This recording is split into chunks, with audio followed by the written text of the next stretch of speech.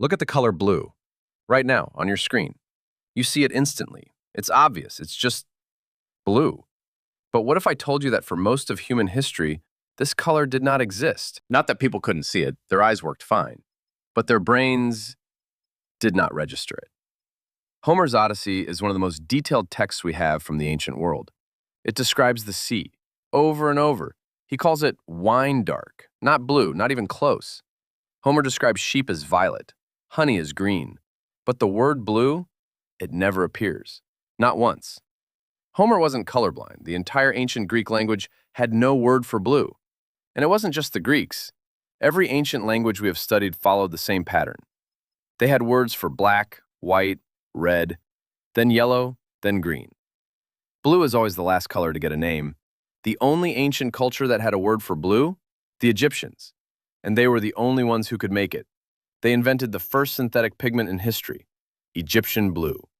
They made it from sand, copper, and natron, heated in a furnace. They used it to paint the sky and the Nile. But most cultures never saw that pigment. They never saw the sky as blue. They saw it as an empty space, a shade of the day, an extension of the air, not a color.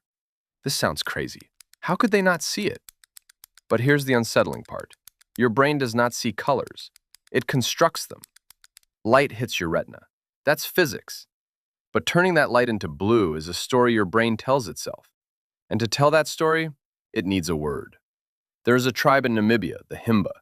Their language has no word for blue. It also does not distinguish blue from green the way we do. Researchers showed them a circle of green squares with one blue square in the middle. They could not pick out the blue one instantly. But here is where it gets genuinely strange. The Himba have many words for green, dozens of shades that we would simply call green.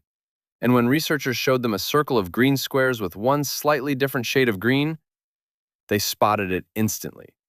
A difference that to us is almost invisible. Your brain filters reality through the words you have. If you lack the word, the distinction blurs. If you have the word, you can see what others cannot.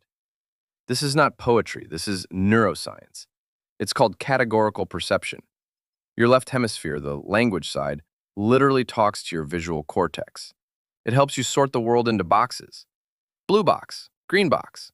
And if there's no box, the thing doesn't exist. Russian speakers have two distinct words for what we call blue.